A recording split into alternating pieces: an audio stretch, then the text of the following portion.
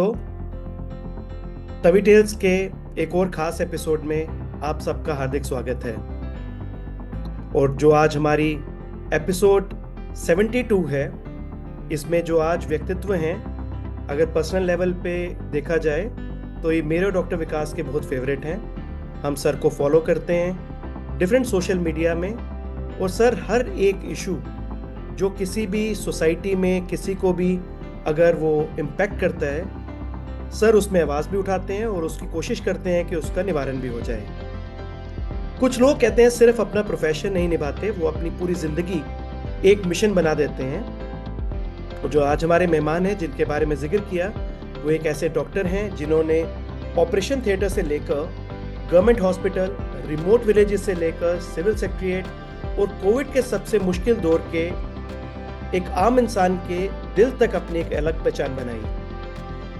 1982 में एमबीबीएस की जर्नी शुरू की और आज 44 साल बीतने के बाद भी उनके क्लिनिक के बाहर रोज लगभग 70 पेशेंट्स की लाइन लगती है फ्री कंसल्टेशन के लिए। 2 दशकों तक जम्मू एंड कश्मीर के चीफ मिनिस्टर्स के पर्सनल फिजिशियन रहे। राजौरी में देश के कोविड वैक्सीनेशन कैंपेन के पहले दिन भारत के पहले वैक्सीनेटेड हेल्थ केयर वर्कर बनने का गौरव भी इन्हीं को मिला। लेकिन इनकी कहानी सिर्फ एक सर्जन या फिजिशियन की नहीं है, ये कहानी है ड्यूटी की, वर्शिप की, किस तरीके से आप ड्यूटी को अपनी वर्शिप बनाते हैं, पेशेंट को परिवार समझने की और हर मुश्किल के सामने हिम्मत से खड़े रहने की। और अब अपने 4 दशकों के अनुभव को इन्होंने किताब 42 Years, 42 Lessons, A Doctor's Journey Through Medicine, Duty and Destiny इसके रूप में दुनिया के साथ शेयर किया, जो रीडर्स के बीच काफ़ी पसंद की जा रही है। तो आइए मिलते हैं आज एक ऐसे डॉक्टर से जिनके लिए स्टेथोस्कोप सिर्फ एक इंस्ट्रूमेंट नहीं बल्कि सेवा का प्रतीक है। आज हम बहुत ही खुशनसीब हैं, हम ऑनर्ड हैं कि हमारे साथ आज डॉक्टर प्रवीण योगराज जी हैं, जिन्होंने अपना कीमती समय हमारे लिए निकाला, श्रोताओं, व्यूअर्स आपके लिए निकाला, जिससे ये अपनी लाइफ जर्नी हम सबके साथ डिस्कस करें। और हमें प्राउड है कि डॉक्टर प्रवीण योगराज हमारे डोगरों के एक गौरव है। Sir, you are most welcome to Tavi Tales episode 72.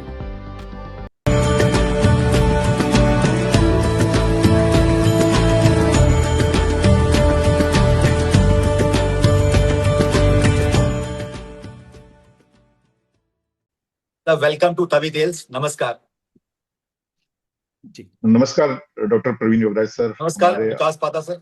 नमस्कार सर। आपका स्वागत है आपके अपने प्लेटफॉर्म तवी टेल्स जम्मू और डोगरों के अपने प्लेटफॉर्म पे। जी जी जी जी। आपके अपने घर में ही आपका हम स्वागत कर रहे हैं। सर, आज हम डिस्कस करेंगे आपकी लाइफ जर्नी, आपकी अचीवमेंट्स, आपकी बुक और आपकी थॉट प्रोसेस, और जो आपका विजन मिशन, जो आगे फ्यूचर में भी आपके प्लान्स हैं, उस सब को आज हम डिस्कस करने वाले हैं सर। तो सर जल्दी से शुरू करते हैं सर आपकी लाइफ जर्नी से। सर, सबसे पहला सवाल सर आपके बचपन से ही शुरू करते हैं। सर, आर्मी की बैकग्राउंड और जम्मू में परवरिश, इसने आपकी पर्सनैलिटी और डिसिप्लिन को सर कैसे शेप किया? आज भी आप 5 मिनट पहले हमसे पहले तैयार थे, ये डिसिप्लिन है। तो सर इसके बारे में कुछ बताएं। नमस्कार श्रोताओं। सबसे पहले अगर आप मौका दें तो तवी टेल्स के बारे में कुछ कहना चाहूंगा सर, इजाजत है मुझे? जरूर सर, जरूर। तो तवी टेल्स आज का एक 72nd एपिसोड है। इसके बारे में मैंने छोटी सी डोगरी की में कविता लिखी है, जो आप अजय खजूरिया सर और डॉक्टर विकास पाता को समर्पित है। तो इसका टाइटल है इस कविता का, तवी टेल्स को समर्पित है ये। तवी डुगर दी रूह जम्मू दा सा, तवी ये ओ साड़ी सूरी पुत्री, तू जम्मू दी दा मान है, डुगर दे दिल दी धड़कन है, ते साढ़े लोकें दे जीवन दी पहचान है।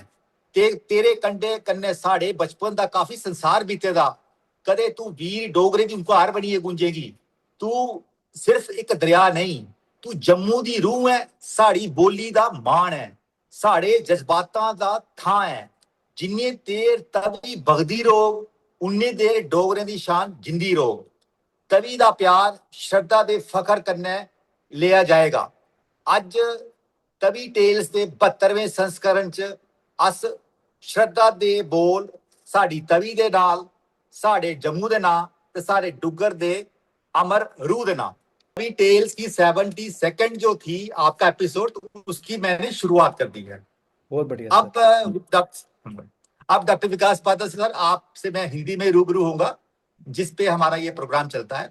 तो बात आपने की थी मेरा आर्मी बैकग्राउंड की, तो इसकी शुरुआत मैं ये करूंगा। मेरे जो परदादा थे वो 47 से पहले ही पाकिस्तान से माइग्रेट हुए थे, क्योंकि उनको पता था ऐसा। तो कठुआ मेरा जिला है, कठुआ से 9 किलोमीटर दूर एक गांव पड़ता है लोगेट, वहां मेरे जी परदादा जी बस गए। उसके बाद फिर मेरे दादाजी वहां रहे। तो मेरे पिताजी जब वो 10th क्लास उन्होंने पास की, अभी उनका रिजल्ट भी नहीं निकला था, तो आपको पता होगा कठुआ का हाई स्कूल जो अड्डे के पास है, वहां जी से वहां से कालीबड़ी से पहले रास्ते में वो भर्ती हो रही थी आर्मी की। वहां वो ऐसे खड़े हो गए, उन्होंने भर्ती की, वो सिलेक्ट हो गए। सिलेक्ट हो गए, रात को शाम को उनको बेंगलोर में ट्रेन में भेज दिया। घर वाले ढूंढते रहे मेरे पिताजी के, वो कहाँ गए। 2 दिन एक टेलीग्राम आता है कि आपके सुपुत्र सही है, वो आर्मी में चले गए हैं। तो इस तरह वो आर्मी में ज्वाइन किया। और उसके बाद जब से हमने होश संभाला है, तो एक तो पंक्चुअलिटी तो मस्ट है, सबसे बड़ा पेट्रियोटिज्म। तो आर्मी के का बैकग्राउंड की वजह से हमें पेट्रियोटिज्म तो है, जो कुछ करना है देश के लिए करना है या लोक सेवा के लिए करना है। इसी तरह हमारा बचपन जो बीता, तो एक बात थी, हमारी एजुकेशन अच्छी रखी उन्होंने। तो हमारी जो basic education Pathankot convent school से स्टार्ट हुई, कुछ साल फिर कठुआ में बिताए। फिर 6th और 7th क्लास एक निसा हमारी जगह है आसाम में, रंगिया के पास, वहां हमने केबी स्कूल में शिक्षा ग्रहण की। 8th से लेकर 10th तक फिर मैंने महाराष्ट्र स्टेट बोर्ड से नागपुर में 10th पास की, जिसमें मेरा मराठी भी एक कंपलसरी सब्जेक्ट था। मुझे खुशी है कि मुझे मराठी अभी मैं थोड़ी समझ लेता हूँ, और मेरे 66% मार्क्स है मराठी में। उसके बाद मेरे पिताजी का तबादला हो गया फिरोजपुर में, लेकिन हम कठुआ में रहे क्योंकि एमबीबीएस की सीट निकालनी थी। तो Kathua higher secondary school Kathua में पढ़ाई की। लेकिन हुआ कि 12th जब मैंने पास की तो मेरी उम्र मात्र 15 साल थी। तो मेरे भाई साहब, उनकी, हम एक ही क्लास में पढ़ते थे, वो 17 से आगे के थे, उनकी सिलेक्शन हो गई। फिर मैंने BSc previous degree college Kathua से की। उसके बाद मेरे फादर का आखिरी पोस्टिंग हो गई जम्मू में। तो जब जम्मू में आखिरी पोस्टिंग हुई, ये बात है 1980 की, तो उसके बाद फिर मैंने जीजीएम साइंस कॉलेज से ग्रेजुएशन की और एमएससी, और फिर उसके बाद एंट्रेंस एग्जाम दिया जब मैं एलिजिबल था। लेकिन जब मैंने एंट्रेंस एग्जाम दिया तो हमारे 80 मार्क्स होते थे रिटर्न के, 20 मार्क्स इंटरव्यू के, तो मैं सिलेक्ट नहीं हो पाया।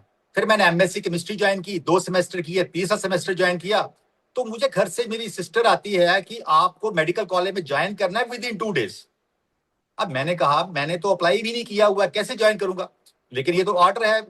हुआ ये था कि उस साल एक बहुत बड़ी रिट हुई थी सुप्रीम कोर्ट ऑफ इंडिया में। तो उसमें क्या हुआ था कि गवर्नमेंट ने कहा कि आज के बाद आपके इंटरव्यू मार्क्स कम बंद कर दो, जो भी आपका रिटर्न होगा उसी के बेस पर एमबीबीएस की सिलेक्शन होगी। उन्होंने और पिछले 3 साल का रिकॉर्ड मंगवाया। तो पिछले 3 साल का जब रिकॉर्ड मंगाया, मेरे इंटरव्यू के मार्क्स जब उन्होंने माइनस किए, तो मेरी सिलेक्शन होगी थ्योरी के बेस पे। तो मैं ऐसे, इसीलिए मैंने अपनी बुक में लास्ट में डेस्टिनी वर्ड किया। मैं कभी सोच भी नहीं सकता था मैं डॉक्टर बनूंगा, क्योंकि तब मैंने सिविल सर्विसेज का प्रीलिमिनरी पेपर भी दिया हुआ था, तो बन गए डॉक्टर। तो ये मेरा बचपन रहा, तो तब से लेके पंक्चुअलिटी तो है ये जिंदगी। जी बहुत ही बढ़िया सर। और मैं तो ये सोच रहा हूँ सर कि आप तो हर एक फील्ड में इतने डेडिकेटेड हैं। अगर आप सिविल सर्विसेज में भी गए होते तो हमें सर एक बहुत ही उम्दा एक एडमिनिस्ट्रेटर मिलते जम्मू के लिए या पूरे देश के लिए। और डॉक्टर बनने के बाद भी सर आपने कंटिन्यूसली समाज की और लोगों की जितनी सेवा की है, तो वो उसको बताना सर इस मंच पे वैसा होगा जैसे सर हम सूरज के सामने अगर दीपक जलाएं, क्योंकि आपकी कंट्रीब्यूशन सर इमेंस है। जी सर, जी सर, और आप बड़े सर जी सर। पैशनेटली और सेल्फलेसली आप जो करते हैं सर, यही डॉक्टर प्रवीण को डिफरेंट बनाता है बाकी लोगों से। अ, सर एमबीबीएस से लेकर जनरल सर्जरी तक का सफर आपका बहुत चैलेंजिंग होता है सबके लिए जो भी डॉक्टर जी सर। प्रोफेशन में है। ऐसा कोई पेशेंट या ऐसा कोई इंसिडेंस जो आप आज भी आपके सर जहीन में हमेशा के लिए एच हो चुका है आपकी मेमोरी के अंदर सर?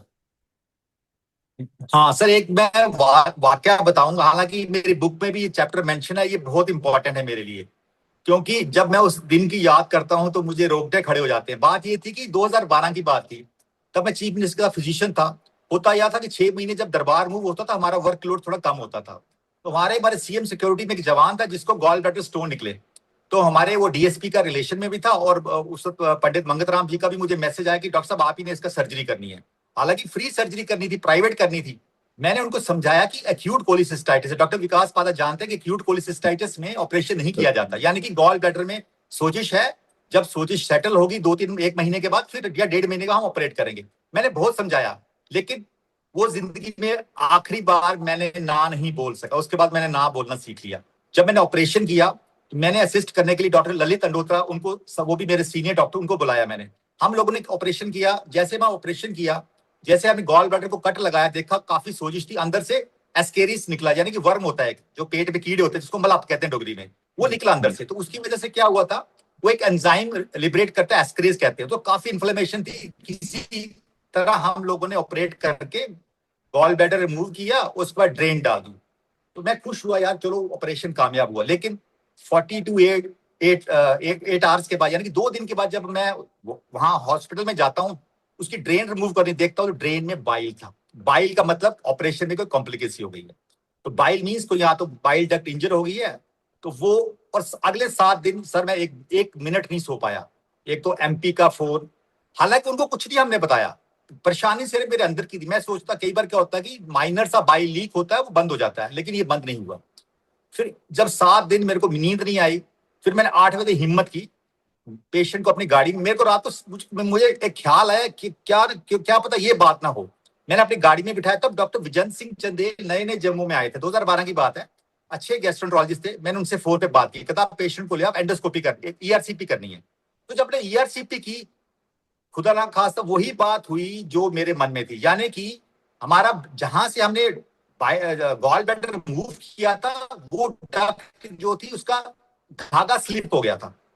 जब सोजिश का धागा स्लिप हो गया और वहां से बाइल लीक करना शुरू हो गया, और अल्टीमेटली डॉक्टर चंदेल ने एक स्टेंट डाला। जैसे स्टेंट डाला, शाम तक वो बाइल बंद हो गया। लेकिन ना पेशेंट के रिश्तेदारों को खबर थी, ना एमपी साहब को, ना वो डीएसपी को, और 8 वहीं से पेशेंट को डिस्चार्ज कर दिया। लेकिन आज पहली बार जिंदगी में एक बात करना चाहता हूँ। वो दिन से मैंने एक हमारी डोगरी में कहते हैं ना, एक मन्नत मानी कि ये पेशेंट ठीक होगा तो मैं एकादशी का फास्ट रखूं। तब से आज तक रखता हूँ। तो ये मेरा जिंदगी की बहुत इंपॉर्टेंट बात है कि एक कॉम्प्लिकेशन मैंने खुद बताई है। सर ये बहुत इंपॉर्टेंट याद रहेगी मुझे कि जिंदगी में ना करना सीखो। जो काम आपसे नहीं होता ना कर दो। तो कई बार हम लोग प्रेशर में कर देते हैं, लेकिन बाद में भुगतना पड़ता है हमें। बस सर कितनी बड़ी बात आपने की है कि बिल्कुल सर, इसमें एक सीख आपको तो मिली सर। एक सीख सबके लिए है, पब्लिक के लिए भी है, पेशेंट्स के लिए भी है, उनके घर वालों से भी, और इन वीआईपीज के लिए भी है जो कि प्रेशराइज करते हैं। जैसे हम बचपन में बस में बैठते थे तो पीछे ड्राइवर के पीछे लिखा होता था, ड्राइवर को तेज चलाने पे मजबूर ना करें। तो ये एक डिस्क्लेमर ये भी होना चाहिए कि डॉक्टर को इलाज करने पे मजबूर ना करें कि आप ये करें कि ये ना करें। तो ये बहुत बड़ी सीख है, और आपके लिए जो डॉक्टर बोल रहा है वो किसी गाइडलाइन पे, एक्सपीरियंस पे, और जो भी चीजें प्रचलित होती हैं, जो भी हमारी ट्रीटमेंट मोडेलिटीज बनती हैं, वो कुछ सोच समझ के ही बनती हैं। आपके जो करियर रहा है उसमें सर लगभग 20 साल तक आपने सर जम्मू कश्मीर के चीफ मिनिस्टर के साथ पर्सनल फिजिशियन के तौर पे सर सेवा दी है। तो मुझे लगता है ये बहुत ही इंटरेस्टिंग टेन्योर रहा होगा सर। इस दौरान का एक तो आपने बताया एक्सपीरियंस ये वाला, जिसने आपको ना कहना सिखाया कि ना कैसे करनी है। तो और कोई ऐसा कोई एक्सपीरियंस जिसने आपको सर लीडरशिप, प्रेशर और डिसीजन मेकिंग का सबसे बड़ा लेसन दिया हो इस सीख के अलावा? सर ऐसे तो मैं 5 मुख्यमंत्री के साथ रहा 2002 तक। 99 से लेके फारूक अब्दुल्ला सर थे, उसके बाद 3 साल मुफ्ती मोहम्मद सईद, फिर 3 साल, फिर गुलाम नबी आजाद, फिर उमर अब्दुल्ला, फिर महबूबा मुफ्ती, फिर दोबारा मुफ्ती मोहम्मद सईद। लेकिन मैं आपको बताऊं, ये बहुत ही प्रेशर वाली पोस्टिंग होती है। ऐसा नहीं है सुबह 8 बजे जाते हैं, रात को 12 बजे, कभी आते ही नहीं घर पे। लेकिन कुछ जब दरबार मूव से थोड़ा हमें आराम लगता था, लेकिन अदरवाइज वो टफ। ऐसे तो काफी हादसे हुए हैं। मैं आपको एक वाकया वो बताऊंगा जो मेरी बुक में नहीं है, हालांकि ये बुक वाला मैं वो रिपीट नहीं करना चाहता। ये वो हादसा, ये बात थी 2001 की बात थी कि फारूक अब्दुल्ला साहब का इलेक्शन कैंपेन के लिए डोडा में जाना था उन्होंने। तो ऐसा होता है, advance party along with medical team हम चले जाते थे। तो वो पहली बार मैं डोडा डिस्ट्रिक्ट में जा रहा था, और रोज खबरें सुनते थे कि वहां पर मिलिटेंसी पीक पे है। तो जब मैं रामबन के पास पहुंचा था, मैं बड़ा डरा हुआ था। छोटी एम्बुलेंस, जिप्सी एम्बुलेंस, क्योंकि जाना था हमने गंदो। तो ठाठरी से गंदोह का जो रास्ता है वो सिंगल रोड था तब उस जमाने में। तो बड़ी एम्बुलेंस क्रिटिकल केयर नहीं जा सकती। हमने एक जिप्सी एम्बुलेंस थी, वो हम लेके गए। तो जब हम रामबन बोलते, सबसे पहले मैंने एक लाल रंग की टेप खरीदी, ताकि किसी मिलिटेंट्स को पता ना चले कि ये डॉक्टर की है। तो हमने प्लस निशान पूरी गाड़ी में मैंने लगा दिए कि डर बड़ा था उस एरिया में। जैसे ही वो उसके बाद हम जाते थे, तो जैसे हम लोग ठाठरी पहुंचे तो हमने खाना खाया। तो ठाठरी के बाद बारिश शुरू हो गई। जब देखा तो काफी खबरें आना शुरू हुई कि काफी इस एरिया में मिलिटेंट्स का काफी जमावड़ा हो गया है। डोडा डिस्ट्रिक्ट में, भलेसा में है और उधर गंदोह में है। तो फिर भी हम लोग जब चले गंदोह, जैसे हम जा रहे थे, रास्ते में आरआर लगी हुई थी। आरआर राष्ट्रीय राइफल्स थी, पूरी पेट्रोलिंग। एक जगह 1 किलोमीटर का स्ट्रेच था, राष्ट्रीय राइफल्स नहीं लगी थी। हमें 2 आदमियों ने हमें रोका। उन्होंने कंबल लिए हुए थे। तो मेरे ड्राइवर एक सरदार साहब थे, उन्होंने उसको बोला हमें गाड़ी में बैठाओ। उसने कहा हमें ऑर्डर नहीं है, हम गाड़ी रोकी। उसने फिर जब वो खोला, अपनी जो कंबल था उसमें से AK-47 थी, दूसरे के पास थी। तो पीछे मेरा फार्मासिस्ट बैठा हुआ है। मैंने कहा यार बिठा लिया उनको।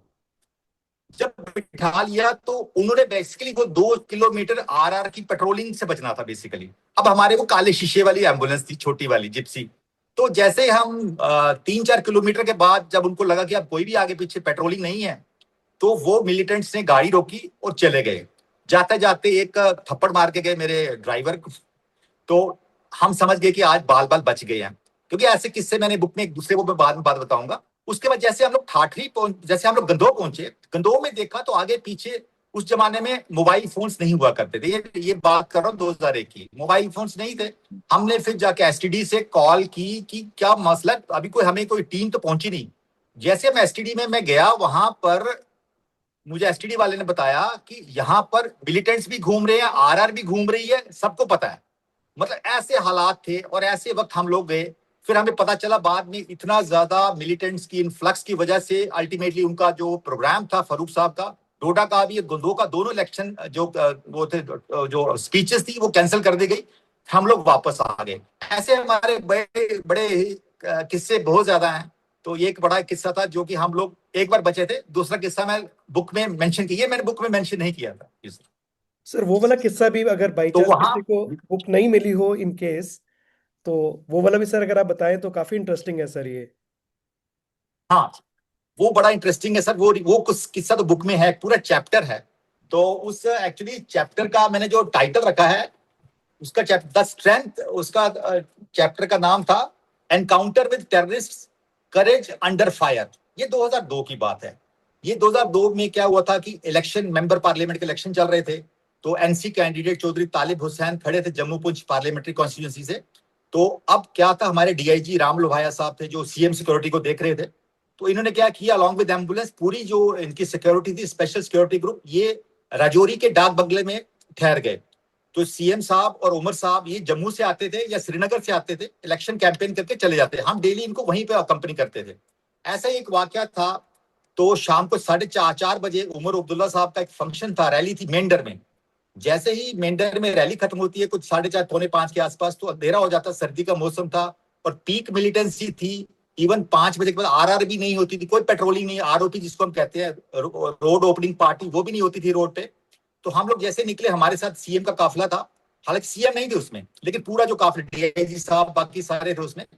तो जैसे ही हमारी एम्बुलेंस स्टार्ट हुई, तो हमारी तब वो बड़ी 407 क्रिटिकल केयर एम्बुलेंस थी, बड़ी वाली, जिसमें वेंटिलेटर भी होता है, डिफिब्रिलेटर भी होता है। तो एक प्रोटोकॉल था कि हमारी एम्बुलेंस हर वक्त कमांडो एक AK-47 लेके हमारी प्रोटेक्शन के लिए होता था। जैसे हम लोग बैठे, मैंने कमांडो को बोला भाई एक थर्ड विजन होता है ना, प्लीज आप पीछे बैठो। तो पीछे एक मेरा नर्सिंग ऑर्डरली और कमांडो बैठ गया, मेरे साथ मेरे मेडिकल सिस्टर और ड्राइवर बैठ गई। जैसे हम लोग बीजी पहुंचे, हमारा ड्राइवर थोड़ा ओल्ड था, कहता यार सुबह से चाय भी नहीं पी, मैं जब तक चाय नहीं मिलेगी मैं आगे नहीं जाऊंगा। जैसे हम रुके, हमारा काफिला आगे चला गया, फिर हमने बीजी में चाय पी। जैसे हम लोग जब चाय पी के निकले, अंधेरा गुप हो चुका था, 5:30-6 बज गए थे और धुंध भी काफी थी। जैसे हम लोग मंजाकोट क्रॉस किया, एक जगह आती है गंभीर मुगला, वो एक cross over, noted cross over था टेररिस्ट का, जो पाकिस्तान से आते थे, वहां से क्रॉस ओवर कश्मीर में जाते थे। तो जैसे हम देखे, 2 आर्मी यूनिफॉर्म में 2 मिलिटेंट से हमारी एम्बुलेंस रोकी। हमने सोचा आर्मी ने रोका, लेकिन ख्याल नहीं आया कि तो आर्मी तो होती नहीं है, पेट्रोलिंग आजकल बंद की है सारी। जब पास में गए, हम समझ गए ये मिलिटेंट्स। जैसे हम पास गए, 8-10 और आगे हमारी एम्बुलेंस को घेर लिया उन्होंने। तो ये मैंने चैप्टर लिखा। तो जैसे घेर लिया, तो उस वक्त मैंने हिम्मत रखी, क्योंकि एक बात तो डॉक्टर विकास पाठक भी मानते होंगे, कि सर्जन का पेशेंस हाईएस्ट लेवल का होता है। डॉक्टर विकास पाठक खुद सर्जन है, क्योंकि वो क्योंकि कभी ब्लीडिंग हो जाती है ऑपरेशन का, तो हिम्मत नहीं हारनी होती है। तो फिर मैंने अपने विट्स कायम रखे, फिर मैं बड़े बड़े प्यार से बात की। जो मिलिटेंट हमारी तरफ था उसने इशारों में बोला, बात नहीं की उन्होंने। हमने इसलिए पहचाना वो आर्मी वाले नहीं है, क्योंकि जूते फ्लीट बूट थे, आर्मी यूनिफॉर्म थी और गोरे चिट्टे थे। तो गोरे चिट्टे तो साउथ इंडियन होते हैं, वो होते सारे गोरे चिट्टे थे। तो मैंने उनको बड़े प्यार से बोला, भाईजान हम लोग मैं एक फिजिशियन हूँ, पुंछ में मेरी पोस्टिंग है। एक पेशेंट को सीवियर हार्ट अटैक आया है, तो ये रहमान साहब है, इनको मैंने शिफ्ट करना है जम्मू में जीएमसी में। अगर नहीं शिफ्ट करेंगे थोड़ी देर में जान दे देगा। पता नहीं उनको क्या बात आई, उन्होंने इशारा किया और हमें जाने दिया। और जैसे हम लोग रजौरी पूछे, वहां हाहाकार मच गया, जी एम्बुलेंस कहाँ चली गई। डीआईजी साहब ने हमें डांटा भी, आप पीछे कैसे रह गए।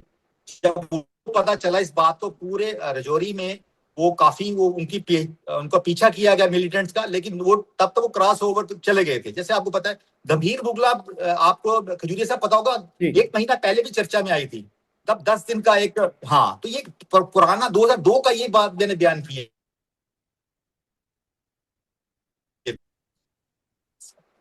बहुत बढ़िया सर। और मतलब इतने सामने अगर मिलिटेंट्स हों और वो समय का, जबकि वो किसी को भी स्पेयर नहीं करते थे।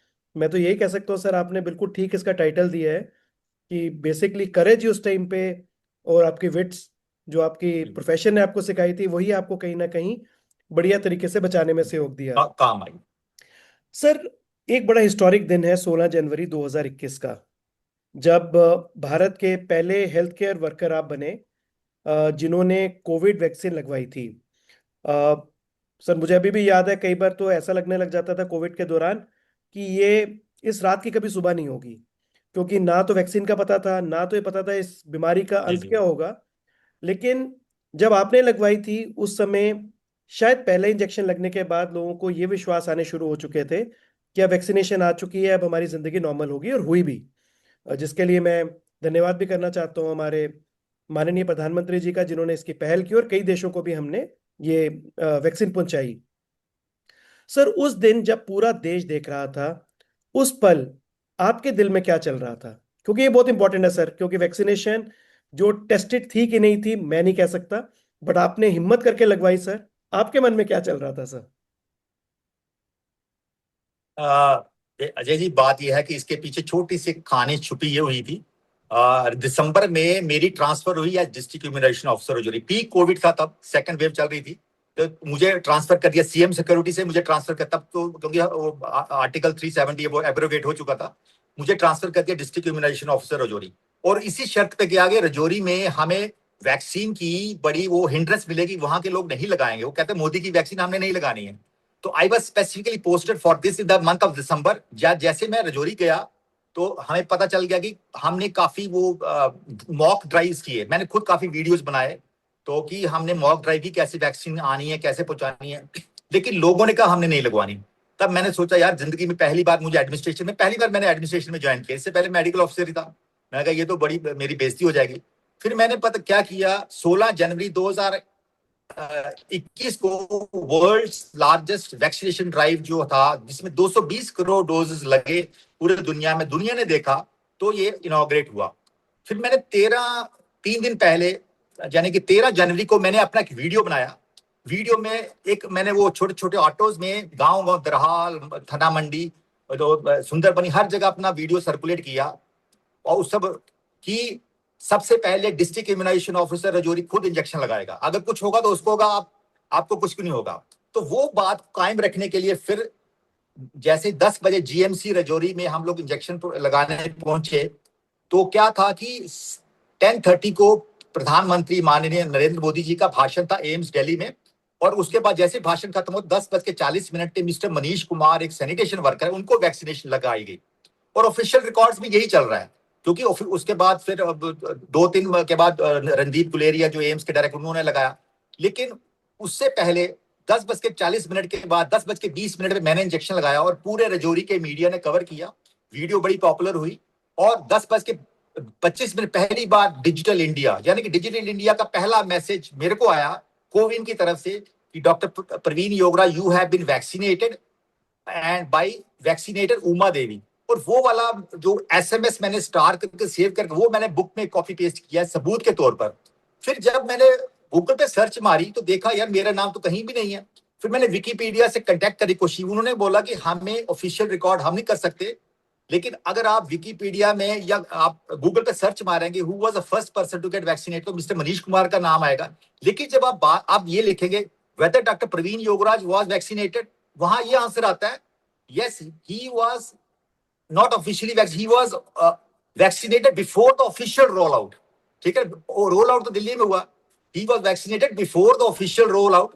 इस ढंग से मैंने वैक्सीन की, और उसके मेरे वैक्सीनेशन के बाद कुलदीप सिंह जो हमारे प्रिंसिपल थे जीएमसी, जो उन्होंने लगाया, फिर मेडिकल कॉलेज के सारे स्टाफ ने लगाया। फिर इसका फायदा ये हुआ कि उसके बाद क्या हुआ कि पूरा रजौरी में, पूरी जम्मू की 20 डिस्ट्रिक्ट्स में रजौरी नंबर 1 आता रहा। और इसके साथ ही कंटिन्यूटी में एक बात और बताना चाहूंगा कि मार्च अप्रैल के मंथ में रमजान का मंथ आ गया, अब वहां अगेन वैक्सीनेशन डिप हो गई, कश्मीर में भी डिप हो गई। शाम को डुल्लू सर हमारी मीटिंग लेते थे कि वैक्सीनेशन बताओ, उन्होंने हमें जब पूछा कि कैसे आप रजौरी में डिप हो गया, क्या करेंगे आप इसकी, तो मैंने, हमारे वहाँ श्रवण साहब होते थे, राजेश श्रवण, वो डीसी होते थे, डीडीसी रजौरी हुआ करते थे, उनसे एक मीटिंग की डाक बंगले में, जितने भी मस्जिद थे उनके जो 42 इमाम्स थे उनके साथ मीटिंग की। तो शाह जो किंग ऑफ जो सऊदी अरेबिया, उनकी हमने वीडियो बताई, ये जो वैक्सीन है ये तो सबक्यूटेनियस लगनी है या इंट्रामस्कुलर लगनी है, तो ये मुंह के रास्ते नहीं है, आपका जो रोजा है वो खराब नहीं होगा। लेकिन फिर भी हमने एक नतीजे पे पहुंचे कि शाम को जब रोजा इफ्तार होगा, उसके बाद जब हमारे मुस्लिम भाई मस्जिद में तरावी करने बैठेंगे, तरावी वो होता है जैसे पूरे एक मंथ ये लोग क्या करते हैं, माला फेरते हैं और एक मंथ वो कंप्लीट करते हैं कुरान का। तो उस दौरान हम लोग, तब 60+ कैटेगरी चल रही थी, तो इसी तरह हमने मस्जिद में जला के, हमारे मुस्लिम जो वर्कर थे हेल्थ केयर, उनको जाके मस्जिदों में हमने उनको वैक्सीनेट किया। और उसके बाद एक और चीज ये नेशनल लेवल पे पॉपुलर हुई कि गांव-गांव में, पहाड़ों में जाके हमारी आशा बहनों ने और लोगों ने वैक्सीनेशन की। तो इसका मुझे फायदा ये, मैं 6 महीने में मैं वहां से ट्रांसफर हो गया, जम्मू में आ गया, नेशनल हेल्थ मिशन में मेरे को इनाम मिला मेरी काम का, divisional nodal officer national health mission में। ये कहानी है सर रजौरी। बहुत बहुत बढ़िया सर, और hats off to you again sir कि हिम्मत उस टाइम पे इंजेक्शन लगवाने की, क्योंकि इंजेक्शन लगने से पहले ही जो एंटी नेशनल एलिमेंट्स थे उन्होंने बहुत ज़्यादा इसके बारे में सर्कुलेट करना शुरू कर दिया था कि आप लगाएंगे किसी को ब्रेन क्लॉटिंग हो जाएगी, कोई बेहोश हो जाएगा, किसी का ऑर्गन डैमेज हो जाएगा। इन सब चीज़ों के बीच में भी सर आपने ये हिम्मत दी हम सबको कि आपने वैक्सीनेशन लगाया, उसके बाद लोगों ने फॉलो करना शुरू किया, वैक्सीनेशन हुई, और आज कोविड कहीं ना कहीं शून्य पे भी है, क्योंकि कोविड के केसेस आते भी होंगे तो बहुत कम केसेस हैं। ये सारा सर उस वैक्सीनेशन की वजह से हुआ है, और आप जैसे सर डेडिकेटेड और पैशनेट जो लोग थे जिन्होंने ये रिस्क लिया सबसे पहले लगाने का, सर सभी लोगों की तरफ से सर आपको हार्दिक शुक्रिया, धन्यवाद कि सर आपकी वजह से आज हम ये रिकॉर्डिंग कर सकते हैं। लेकिन एक टाइम ऐसा था सर, हमें पता भी नहीं था कि ऐसी रिकॉर्डिंग हो भी पाएगी कि नहीं हो पाएगी। लेकिन एडवर्सिटी में भी अपॉर्चुनिटी ये है कि अगर उस समय कोविड नहीं होता तो शायद ऑनलाइन का सिस्टम नहीं आता, और आज हम फिजिकली बैठ के कर रहे होते, ऑनलाइन जैसी हमारे पास ऑप्शन नहीं होती।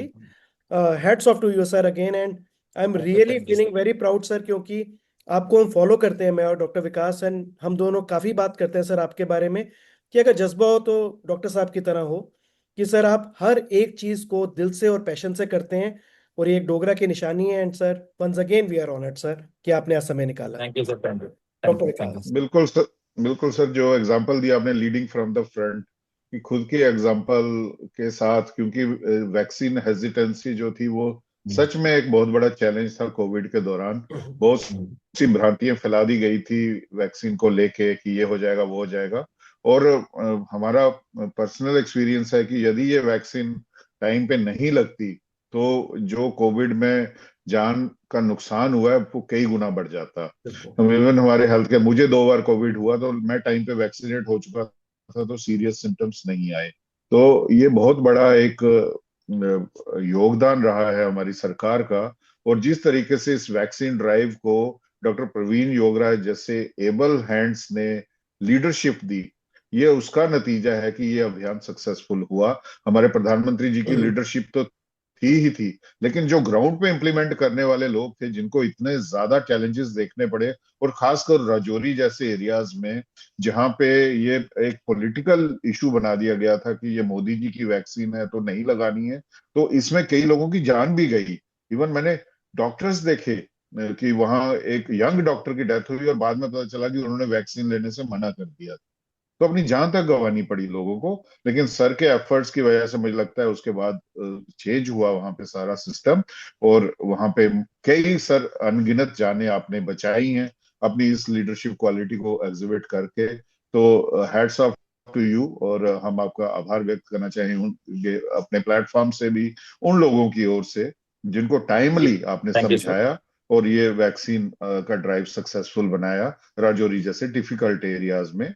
सर, अब बात करते हैं सर आपकी आजकल की डेली रूटीन की। रिटायरमेंट के बाद सर आप आपके वेरियस रोल्स रहे हैं, as a surgeon, as a CMS physician, फिर एडमिनिस्ट्रेशन में आए, और फिर वापस आप क्लिनिकल प्रैक्टिस में आए सर रिटायरमेंट के बाद। और आज भी आप सर 70 के आसपास के पेशेंट्स रोज देखते हैं, और कई सालों तक आपने सर फ्री कंसल्टेशन भी दी है सर। सर, आज के मटेरियलिस्टिक युग में और कमर्शियल एज में, जब हेल्थ केयर एनवायरनमेंट इतना कमर्शियल हो चुका है, पैसा ही देखा जाता है, पेशेंट को एक पैसा हिंटने वाली मशीन की तरह विजुअलाइज किया जाता है बहुत ज्यादा मेजॉरिटी ऑफ एरियाज में, अनफॉर्चुनेटली ये हमारे प्रोफेशन में भी चीज करीब हो चुकी है। तो सर, ऐसे एनवायरनमेंट में सेवा भाव को आपने कैसे बनाए रखा? विकास पादा सर, बात पता क्या है, बात यह है कि मेरी हाउस जॉब करते जॉब लग गई, ठीक है, तो सैलरी आना शुरू हो गई। तो जब जी। मेरी मैरिज हुई, मेरी मैडम भी मेडिको थी, तो दो तरफ से जब सैलरी आ रही थी, तो मुझे लगा कि अब मैंने जो प्रैक्टिस करनी है, जस्ट जैसे शर्लॉक होम्स से गुत्थी सुलझाता है, मैंने सिर्फ डायग्नोसिस बनाना और पेशेंट को ठीक करना है। तो मेरा वही मोटिव था कि आजकल के जमाने में हम लोग जो MRI CT स्कैन वहां से डायग्नोसिस बनाते, नो, मैं चाहता हूँ क्लिनिकल जो हमने हचिसन से या बुक से जो हमने S दास K दास है, वो हम क्लिनिकल एग्जामिनेशन करके डायग्नोसिस बनाए, फिर कंफर्मेशन के लिए हम लोग चलो उसका इन्वेस्टिगेशन कराएंगे। तो ऐसे ही मैंने स्टार्ट किए जब मैं रजिस्ट्रार था। रजिस्ट्रारशिप के दौरान मैंने 96 में मैंने प्रैक्टिस कर दी स्टार्ट। जैसे रजिस्ट्रारशिप खत्म हुई तब मैंने 20 रुपया फीस स्टार्ट की। ऐसे कई साल चलता रहा 20 रुपया फीस पे। फिर 5 साल के बाद मैंने 30 रुपया फीस की। फिर ऐसे करते करते क्या हुआ, फिर 50 रुपया फीस की। तो जब कोविड आ गया, तो कोविड के दौरान मेरी, जब मैं ट्रांसफर हो गया राजौरी से वापस आया जम्मू NHM में, तो तब मेरे को 6 बजे छुट्टी होती थी, और उसके बाद मैं रात को 12 बजे तक कोविड के पेशेंट देखता। मैंने कसम खाई, अब मैंने फीस नहीं, तो मैंने फीस 4-5 साल बंद कर दी। फिर मैंने, there was no fees at all. लेकिन मुझे याद है जम्मू में मुझे एक दिन डॉक्टर विजय गुप्ता का भी फोन आया था, कहना कि जम्मू में सिर्फ मैं और वो डॉक्टर साहब पेशेंट देख के, बाकी सारे डॉक्टर ने प्रैक्टिस बंद कर दी थी। और मैं अपने घर रूपनगर से बाइक से, मेरे को कोई लेके आता था, और गलियां गोल जानीपुर की गलियों से लेके मैं क्लिनिक तक पहुंचता था, क्योंकि मेन रोड पे तो कंसर्टीना वायर लगी हुई थी। इसी तरह मैं पेशेंट देखता रहा और फ्री सर्विस करता रहा। लेकिन जब रिटायरमेंट के बाद मैंने आज 100 रुपीज फीस मैंने रखी हुई है। आज भी अराउंड 50-60 पेशेंट देखे होंगे। लेकिन मेरा जज्बा वही है कि पेशेंट को डायग्नोसिस, मुझे लगता है एक मिस्ट्री है, उसको सॉल्व करना है। I am not bother about treatment. Diagnosis बन गया तो ट्रीटमेंट करना है। तो मैंने देखा कई बार क्या होता है कि डॉक्टर्स क्या करते हैं, कुछ ज्यादा एग्जामिनेशन कम करते हैं और इन्वेस्टिगेशन पे ज्यादा विश्वास। मैं अपने डायग्नोसिस क्लिनिकल एग्जामिनेशन पे ज्यादा विश्वास करता हूँ। बिल्कुल बिल्कुल। सर, वैसे ना बहुत बहुत बहुत बड़ी बात है सर आजकल के एज में, जब एआई आ रहा है और ये इतनी इंफॉर्मेशन की भरमार है, तो ज्यादातर लोग जो है वो इन्वेस्टिगेशन टूल्स की ओर जा रहे हैं, और क्लिनिकल आर्ट का जो है, क्लिनिकल एग्जामिनेशन का आर्ट जिसको हम बोलते हैं, आर्ट ऑफ क्लिनिकल एग्जामिनेशन, वो भूलते जा रहे हैं। तो ये बहुत बड़ा लेसन है सर आपके इस प्रैक्टिस से, कि क्लिनिकल ही सर आजकल बेसिस है, और हम भूल रहे हैं कि जो बेसिस है हमारे मेडिकल एग्जामिनेशन का, वो हिस्ट्री टेकिंग और क्लिनिकल एग्जामिनेशन है। और ये इन्वेस्टिगेशंस अपने प्रोविजनल डायग्नोसिस को कंफर्म करने के लिए है, ये अदरवाइज नहीं है कि आपको पेशेंट आया तो MRI करवा दिया, CT स्कैन करा दिया, तो डायग्नोसिस बना लिया। ये बहुत बड़ा लेसन आपने दिया है, जो यंग डॉक्टर्स, जो डॉक्टर्स बनना चाहते हैं, जो एस्पिरेंट्स हैं मेडिकल के, उनके लिए ये बहुत बड़ी बात है। और आप जैसे डॉक्टर उसको प्रैक्टिस कर रहे हैं आज भी, तो सर ये बहुत ही इंस्पायरिंग है। Thank you sir. डॉक्टर साहब, मेरे को ये लगता है कि आपने 100 रुपये फीस लेके ठीक किया। रीजन उसके पीछे बताता हूँ। क्योंकि आज की डेट में भी हिंदुस्तान के अंदर ना ये दिमाग में है कि फ्री का इलाज जो है ना वो ठीक नहीं होता, क्योंकि वो कहते हैं जब तक आपने दवाई के पैसे नहीं दिए और डॉक्टर को फीस नहीं दी है तब तक वो लगेगी नहीं। तो आई थिंक आपने शायद इनएडवर्टेंटली ये सोचा, और आज शायद बैक ऑफ माइंड था, क्योंकि 100 रुपए की फीस से कुछ भी नहीं होती आज की डेट में। मतलब जितना आप एफर्ट्स करते हैं उतनी कुछ भी नहीं होती, लेकिन एक पेशेंट को ये लगता है कि मेरा इलाज ठीक हुआ होगा। तो और वो भी सर, आप, मेरे को लग रहा है कि 100 रुपए की फीस भी अगर कोई ले रहे हैं तो आपके एफर्ट्स के सामने मोरलेस इट्स नथिंग। सर, आपकी किताब जिसके बारे में हमने डिस्कस भी किया, 42 ईयर्स 42 लेसन्स, यस बहुत अच्छा नाम है सर बुक का, क्योंकि आपने बहुत अच्छे तरीके से इसमें चीज़ें संजोई हैं। क्या आइडिया एक तो सर इसका कैसे आया इस किताब को लिखने का? एक आपने उस किताब का एक किस्सा तो हमें सर बता दिया, और उस किताब से अगर सर हम्म, कोई एक दो अगर आप लेसन हाँ बताना चाहें व्यूअर्स को। सर मैं जी। जी।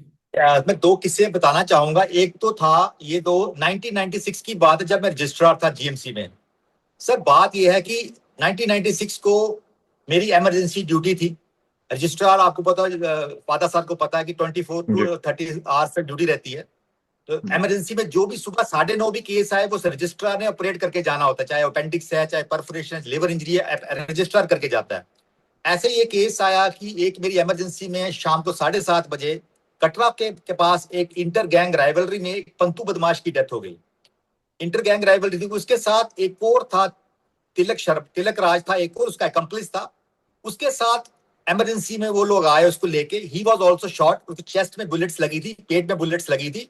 इमरजेंसी में रजिस्ट्रार था ड्यूटी पे, लेकिन उसके साथ तो 40-50 लोग थे। एडवोकेट्स बहुत ज्यादा थे उसपे, क्योंकि उस तिलक राज का जो फादर इन लॉ एडवोकेट था। इमरजेंसी में जब मैंने देखा इतना ज्यादा भीड़ है, फिर मैंने अपने head of unit doctor J G लंगर और डॉक्टर चिरंगू को बुला लिया। मैं सर ऐसा केस आए हैं तो आप प्लीज आइए।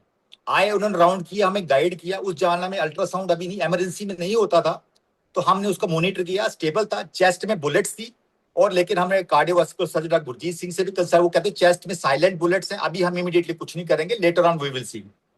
अगले दिन जब उसके मॉनिटरिंग करते रहे हमारे हाउस सर्जन, जूनियर डॉक्टर, जब सुबह 10-10:30 बजे के बाद हमने उसका अल्ट्रासाउंड भी कराया। अल्ट्रासाउंड भी पता चलता उसके लिवर में हेमाटोमा है, यानी ब्लड क्लॉट हुआ है। तो अब जम्मू में तो ऐसा सिस्टम नहीं है कि लिवर सर्जरी हो कि ब्लड क्लॉट, और उसपे डर था कि उसको छेड़ा तो बंदा बचेगा नहीं, बहुत बड़ा क्लॉट था। तो ऐसी हालत भी नहीं थी उसकी कि हम उसको शिफ्ट करते उस जमाने में, कि क्रिटिकल एम्बुलेंस नहीं होती थी। हम मॉनिटर करते रहे जैसे ही।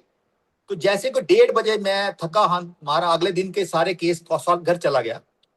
तो घर पे मुझे डीप खाना खा के नींद पड़ गई।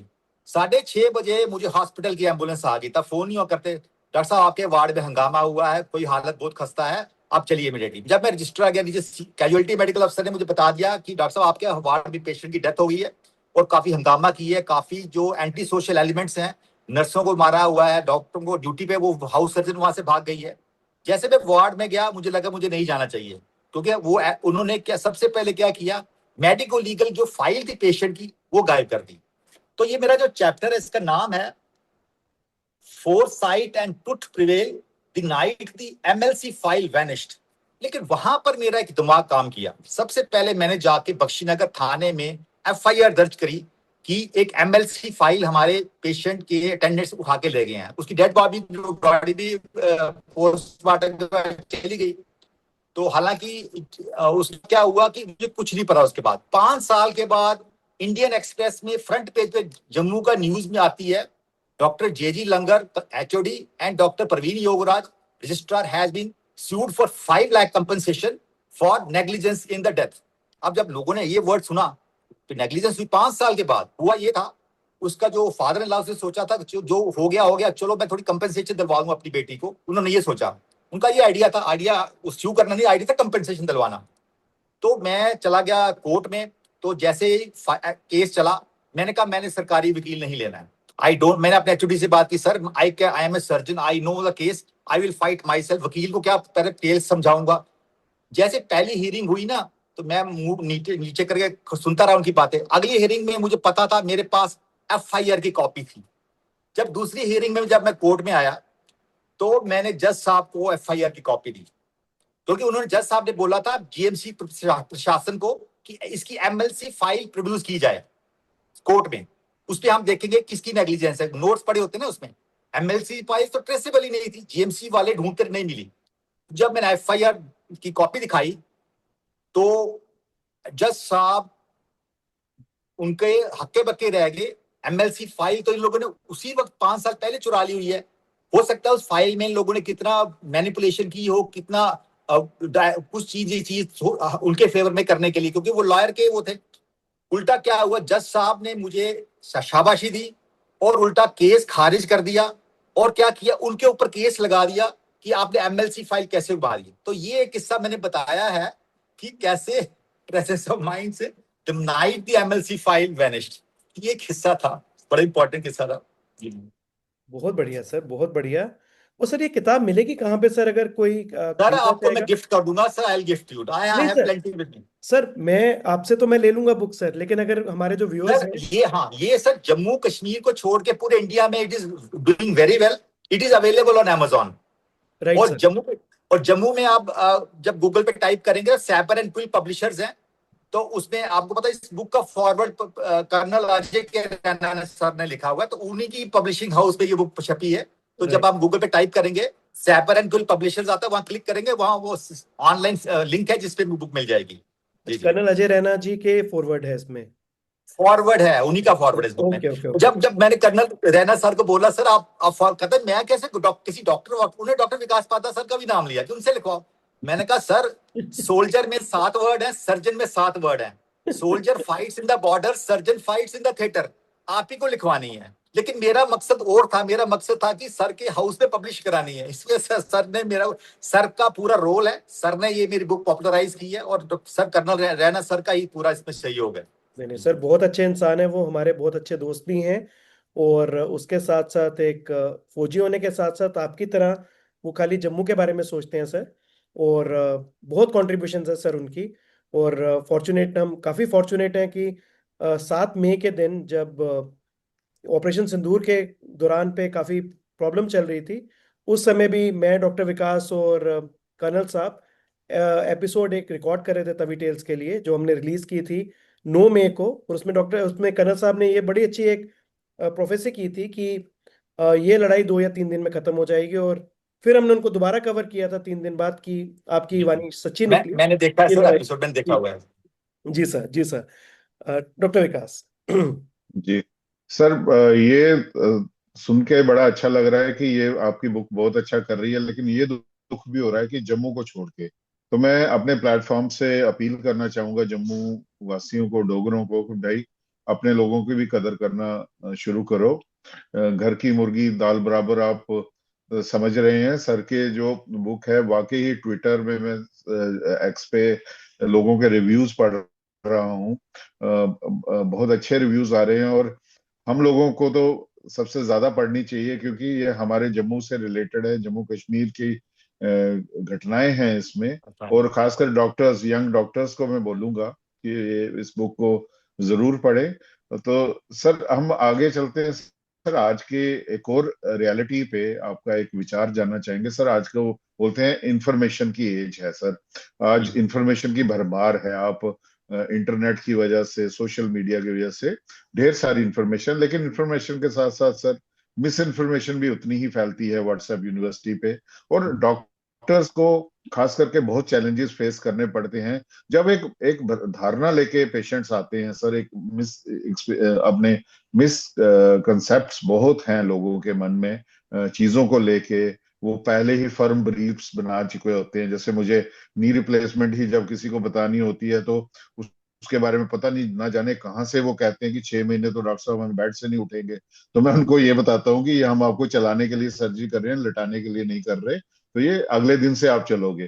तो इस तरह की सर बहुत सी धारणाएं लोगों के मन में है। सर एक एक्सपीरियंस डॉक्टर और सर्जन के रूप में आप लोगों को हेल्थ एडवाइस वेरीफाई करने के लिए क्या सलाह देना चाहेंगे कि इन चीजों पे विश्वास ना करें? कहाँ से वो वेरीफाई करें? क्या सोर्सेज होने चाहिए? आपका क्या विचार है इस हाँ, धन्यवाद डॉक्टर विकास। देखो, मैं सबसे पहले एक बात करना चाहूंगा। आज मैं जब क्लिनिक में पेशेंट देख रहा था, तो मुझे ख्याल था कि रात को मैंने ये केस कवर करना है। तो मैंने आज नोट किया, मेरी ओपीडी में 5 पेशेंट्स वो थे जिनको कोई बीमारी नहीं थी। 5 पेशेंट्स वो थे जो वो सिर्फ अपने टेस्ट करवा के आए थे, मुझे टेस्ट दिखाना चाहते थे।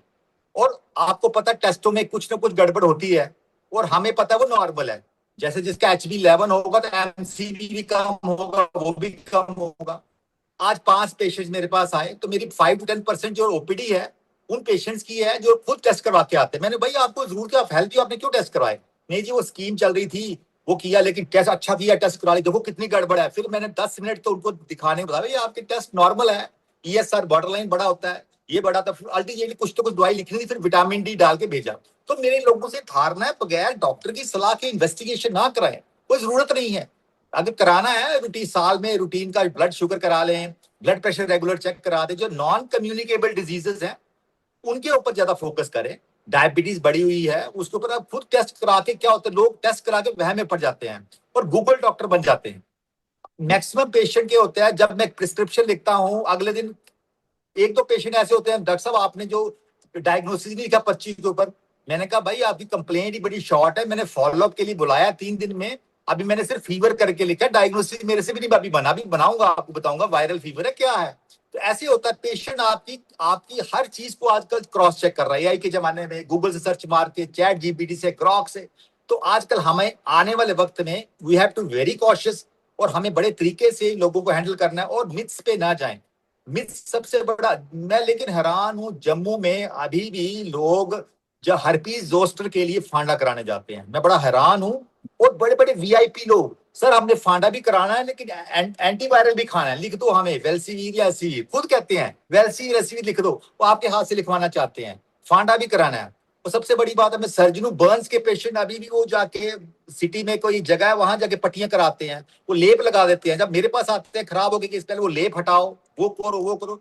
तो जम्मू अभी भी काफी पुराने मिथ से घिरा हुआ है, हम लोगों को करना है इसके बारे में उजागर करना है लोगों को। अगर आपको कोई प्रॉब्लम है, अगर मैं कहता हूँ आप वाकई गूगल पे सर्च मारो, हर्पीज जोस्टर का सर्च मारो, पता लगेगा is viral disease, herpes virus होता है इसके लिए और इसका ट्रीटमेंट है, एंटीवायरल है, ये चीजें हैं इन लोगों की। तो मैं लोगों से यही कहूंगा कृपया अपनी नॉन कम्युनिकेबल डिजीजेस पे जाएं, एक्सरसाइज करें, रोजाना आधा घंटा एक्सरसाइज करें, हफ्ते में 5 दिन करें, फास्ट फूड कम खाएं, हरी सब्जियां खाएं, वेजिटेबल्स खाएं, फ्रूट्स लें, एंटीऑक्सीडेंट्स लें जो नेचुरल तरीके से। और सबसे बड़ी बात एक नया कल्चर डेवलप हो गया, जिम जाते हैं लोग, जिम जाते हैं 2-2 किलो वहां का प्रोटीन खाते हैं। फिर मेरे पास मैंने तो काफी यंग लड़के देखे जिनकी क्रॉनिक किडनी डिजीज करके आए हैं, उनका किडनी खराब हो गई है ये प्रोटीन पाउडर लेके। तो नॉर्मल रिकमेंडेड प्रोटीन 60 से 70 ग्राम होता है, 1 ग्राम पर केजी बॉडी वेट। उनका जो प्रोटीन होता है वो 5 to 6 टाइम्स ज्यादा होता है और वो कोई मार्केटेड नहीं होता, स्टैंडर्ड की कंपनी नहीं होती। तो लोगों से ये है कि जम्मू की धरती है तो कृपया मिथ से बचे, फांडे फूंडे से बचे। जॉन्डिस का भी फांडा लोग करा के आते हैं, जॉन्डिस है अर्ली डिटेक्ट करो, क्या पता कल कैंसर ना हो, क्या पता लिवर कैंसर है, क्या पता पैंक्रियाटिक कैंसर है, फांडा कराने आ गए लोग, बाद में जाते हैं आखिरी स्टेज में जब स्टेज 4 डिजीज होती है। तो मेरा यही मानना है जम्मू वासियों से कि कृपया, आजकल तो हर प्राइमरी हेल्थ सेंटर पे डॉक्टर होता है, बड़े से बड़े प्राइवेट हॉस्पिटल जम्मू में खुल गए हैं, GMC है, गांधीनगर हॉस्पिटल है, हर डिस्ट्रिक्ट हॉस्पिटल है, तो हर वहाँ डॉक्टर है, हर फिजिशियन हर स्पेशलिस्ट है उधर, उनको दिखाएं, वो बेहतर बता सकते हैं आपका डायग्नोसिस। आप खुद ना इन चीजों पे विश्वास करें। बहुत ही बढ़िया सर। एक्चुअली सर डॉक्टर विकास भी ठीक कह रहे हैं कि जो, और आपने जो टच किया कि AI के टाइम में सर कुछ भी थोड़ी सी भी अगर बाजू में भी दर्द हो जाती है तो सबसे पहले चैट GPT में डालना शुरू कर देते हैं कि ये कहीं हार्ट की डिजीज तो नहीं हो गई है। और ये एक नॉर्मल फिनोमिना हो गया सर हर किसी के लिए। और डॉक्टर विकास को पता है मैं भी AI में ही काम करता हूँ, और लेकिन AI का मैं भी बहुत मिसयूज करता हूँ सर इन चीज़ों का।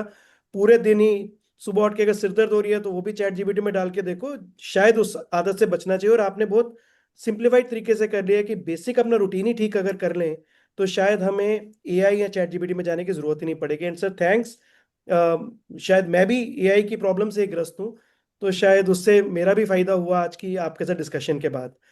सर हमारे तवी टेल्स में बहुत से viewers young doctors, medical students और प्रोफेशनल्स हैं। अगर आप उनके लिए कोई एक लाइफ लेसन छोड़ना चाहते हैं जो आपका, इवन दो किताब में तो है ही, और मैं सर उसका लिंक भी जरूर डालूंगा इसमें, 42 ईयर्स एंड 42 लेसन्स, क्योंकि वो किसी डॉक्टर के लिए भी बहुत इंपॉर्टेंट लेसन्स हैं जो आपने, जिनके बारे में आपने बताया अभी। तो सर वो एक मैसेज क्या होगा जो उनको फ्यूचर में अगले 30-40 साल तक गाइड करेगा? तो वो मैसेज सर आप क्या देना चाहेंगे sir? Thank you Ajay ji. सबसे बड़ी बात मैं यहां से स्टार्ट करूंगा, नीट यूजी का जो पेपर हुआ है। नीट यूजी का पेपर था, लीक हुआ, उसके बाद 3 महीने के बाद हुआ। इसका मतलब है हर घर वाले में से कोई ना कोई डॉक्टर बनना चाहता है। इतने ज्यादा लोगों ने फॉर्म भरा था, इसका मतलब हर हर घर के पेरेंट्स की इच्छा तो मेरा बच्चा डॉक्टर बने। लेकिन खाली इच्छा से कुछ नहीं होता। उसके बाद आप देखो कि कितने लोगों को सीट मिल जाती है, कई बेचारे रह जाते हैं। ऐसा कुछ नहीं, उसमें हाँ, उसमें निराश होने की कोई बात नहीं है। ऑप्शंस हैं, ग्रेजुएशन करें, उसके बाद सिविल सर्विसेज करें, नहीं तो बैंक्स में जाएं, नहीं तो एडवोकेट बन जाएं। मतलब कुछ ना कुछ ऑप्शंस तो है, भगवान ने हर के लिए कुछ ना कुछ रखा होता है। और जब वो डॉक्टर बनते हैं तब उनकी स्ट्रगल स्टार्ट होती है। तो जब डॉक्टर बन गया, फिर समझो कि आपने till you are in Jogi gate, till you are last, you have to study. मैंने देखा कई सीनियर डॉक्टर जो हैं एक समय आके पढ़ाई बंद कर देते हैं, देन दे लैग बिहाइंड। पढ़ाई हमारी जिंदगी में बंद नहीं होती, क्योंकि डे टू डे 24 आवर्स नई नई रिसर्च हो रही होती है। जैसे 2026 की इस साल हाइपरटेंशन की गाइडलाइंस आई हैं, आईएचटी की गाइडलाइंस, हर साल गाइडलाइंस चेंज होती रहती हैं। तो जो डॉक्टर अपडेट रहेगा वो ही कर पाएगा, चल पाएगा आज के जमाने में। क्योंकि आजकल इंडिया के डॉक्टर्स वर्ल्ड फेमस है, काफी पढ़ाई करते हैं, अपडेटेड रहते हैं। तो इसलिए उस इंसान को डॉक्टर बनना चाहिए, ये उसको छोड़ना है। अब भाई, अब वो जमाना खत्म हो गया कि जब मैं आराम करता था जिंदगी में। You have to be study, आपको पढ़ाई करनी है, अपनी हेल्थ का भी ख्याल रखना है। Social media boycott, except social media for medical reference के लिए, या मेडिकल नॉलेज आपको चाहिए सोशल मीडिया से ले सकते हो। क्योंकि उसके बाद एमबीबीएस करनी है, उसके 3 प्रॉफ है, उसके बाद इंटर्नशिप करनी है, फिर दोबारा आपको एंट्रेंस की तैयारी करनी है, फिर नीट पीजी करना है। नीट पीजी में भी कई लोग रहते हैं, कई रह जाते हैं। नीट पीजी कर ली, उसके बाद 3 साल की पीजी, फिर थीसिस, फिर वहां पर आपको पता है कितने डॉक्टर्स ने सुसाइड भी किया, कई लोगों ने।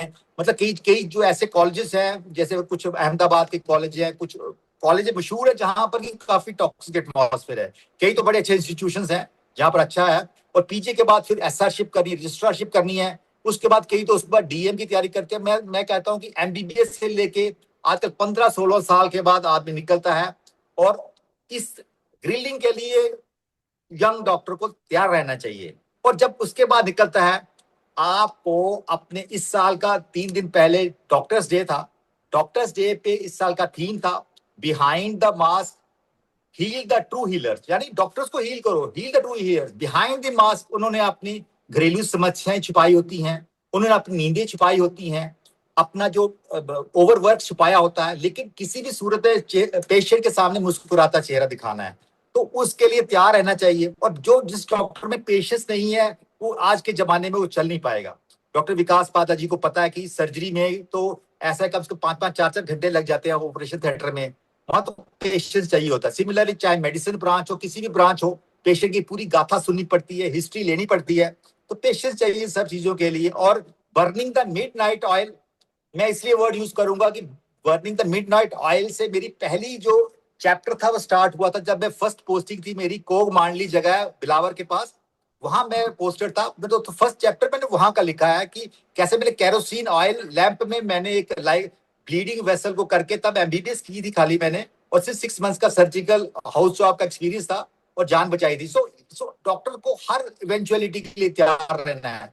और एक और अपील है डॉक्टर को, प्लीज स्पेशलाइजेशन की तरफ ना जाइए।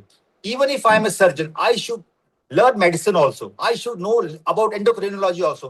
क्योंकि डायबिटीज के पेशेंट तो औरतों के पास भी आएंगे, डायबिटिक फुट वाले, उनको भी आनी चाहिए डायबिटीज कैसे मैनेज करना है। सिमिलरली न्यूरोलॉजी के केस भी ऑर्थोपेडिक्स के पास आते हैं। सिमिलर सर्जन के पास कोई और गायनी का पेशेंट भी आता है। कई बार मैंने as a registrar medical college जब अब्डामन खोला, एक्यूट अब्डामन, उस जमाने में अल्ट्रासाउंड तो वो निकलता है टॉपिक रप्चर जेस्टेशन। तो हर ब्रांचेस आर इंटरलिंक्ड। तो आदमी को वो अपना माइक्रोस्कोप बड़ा रखना है। अगर ईएनटी स्पेशलिस्ट है, उसको पूरे हर चीज की नॉलेज होनी चाहिए। कई बार अब्डोमेन की मैलिग्नेंसी, नेक में मेटास्टेसिस होती है। तो मेरा कहने का मतलब है आप अपने 2 के या तीसरा नेत्र भी खोल के रखना है डॉक्टर को, और ऑल द टाइम रेडी होना चाहिए। आज के जमाने में अगर सर्वाइव करना है, जो बड़े बड़े नाम है इंडिया में, एम्स में, दिल्ली में, गंगाराम हॉस्पिटल, वो लोग वो डॉक्टर हैं जो दिन रात काम करते हैं और दिन रात उनके डायग्नोसिस में लोगों को नाज है। और उसके लिए इंडिया मशहूर है मेडिकल टूरिज्म के लिए। तो ये मेरा अपील थी यंग डॉक्टर्स के लिए कि इस ग्रिलिंग के लिए तैयार है, लेकिन एंजॉय करके। मैंने जिंदगी में कभी भी स्ट्रेस नहीं लिया अपने प्रोफेशन के रिलेटेड। मैंने हर चीज को एंजॉय किया। जैसे आज मैं इधर बैठा हूं, मैंने ये आज की चर्चा भी मैंने पैशनेट दिल से की है, दिल से मैंने बात की है और एंजॉय किया, पूरा एंजॉय किया है डॉक्टर विकास पादा अजय खजूरिया जी की कंपनी में। बहुत बढ़िया सर। और बहुत बढ़िया। बहुत ही सर, बहुत कम समय ऐसा आता है कि दिल करता है कि पॉडकास्ट जो है ये खत्म ना हो और आप सुनते रहें। और सर शायद ये उन्हीं कुछ एक पॉडकास्ट में से एक है कि दिल नहीं कर रहा कि इस पॉडकास्ट का अंत किया जाए। लेकिन सर समय आपका भी बहुत इंपॉर्टेंट है, डॉक्टर विकास का भी। और इसके बाद सर मुझे 2 मीटिंग्स और अटेंड करनी है, क्योंकि एक प्रोजेक्ट ऐसा है आउटसाइड इंडिया है, तो उनका टाइम अलग शुरू होता है, हमारा अलग। तो हम सर अपने पॉडकास्ट के अंतिम चरम जो है चरण पे हम आ चुके हैं सर। और जैसे सर आपने अपने कोमांडली का इंसिडेंस बताया, तो कुछ देर पहले एक प्राइम के ऊपर एक ग्रामीण चिकित्सालय नाम से एक सीरीज शुरू हुई है सर। मैं एनकरेज करता हूँ कि वो जरूर देखें, क्योंकि वो भी काफी अच्छे तरीके से, जैसे आपने अपनी लाइफ हिस्ट्री बताई है, शायद कभी कोई ना कोई उस हिस्ट्री को, इस 42 साल के अनुभवों को भी उठा के सीरियल या पिक्चर बनाएगा सर, क्योंकि काफी इंटरेस्टिंग इंसिडेंसेस हैं। तो सर आपकी जो पूरा जीवन है सर, ये अ, हम सब के लिए बहुत एक प्रेरणादायक है, चाहे वो डॉक्टर हो या डॉक्टर ना भी हो।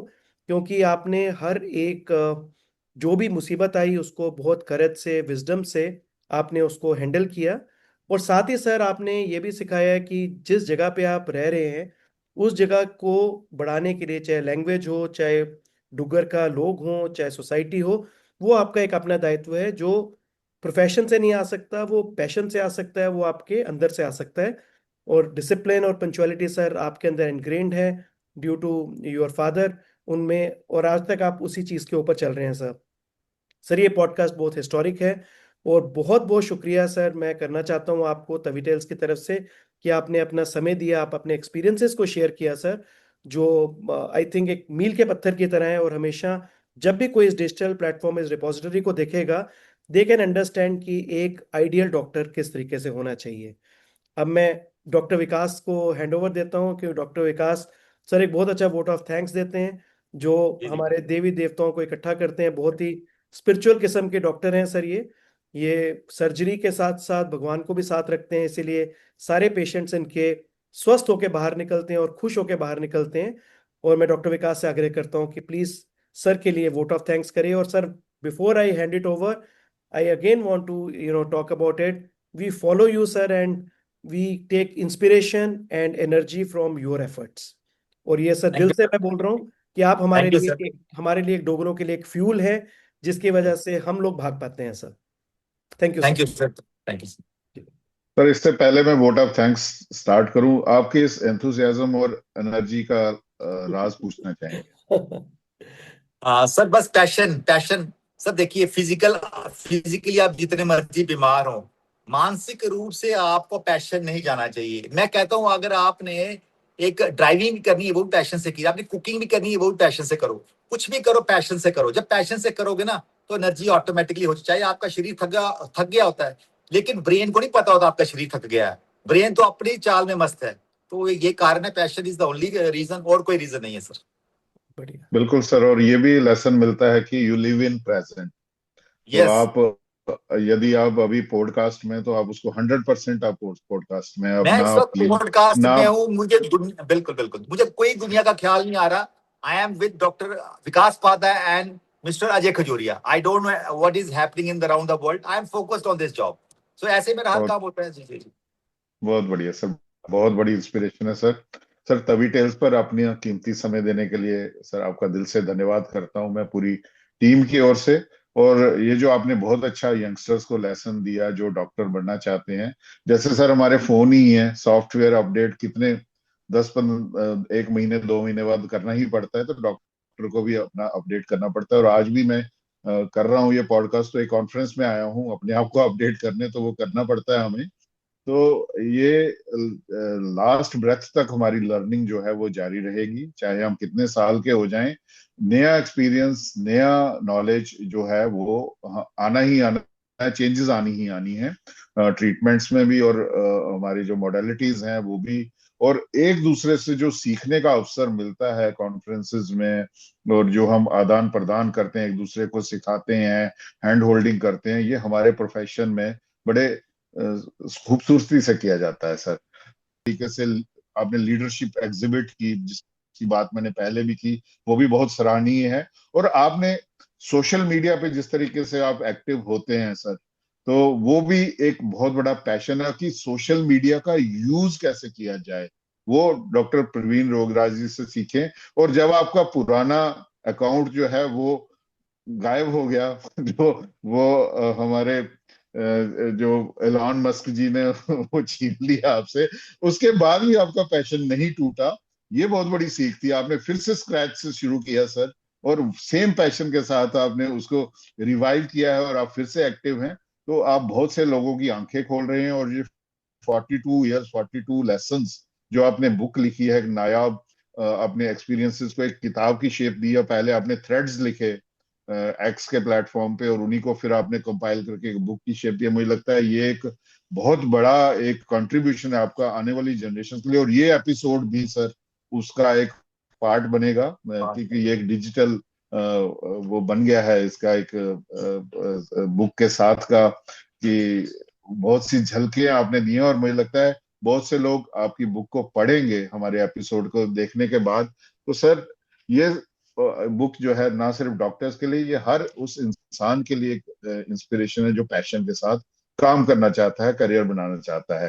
तो सर मैं आपका दिल की गहराइयों से फिर से धन्यवाद करना चाहूंगा। और माता वैष्णो देवी, बावे वाली माता, सुकराला माता, हमारे कुल देवी कुल देवताओं से प्रार्थना करना चाहूंगा कि आप इसी तरह पैशनेटली हमारे लिए, हमारे लोगों के लिए, पेशेंट्स के लिए, डोगरों के लिए जिस पैशन से काम कर रहे हैं, जिस विजन मिशन के साथ चल रहे हैं, परमात्मा आपको बहुत अच्छा स्वास्थ्य दे। आप इसी तरह से हम लोगों को इंस्पायर भी करते रहें, और अपनी लीडरशिप के द्वारा आप आगे बढ़ते रहें।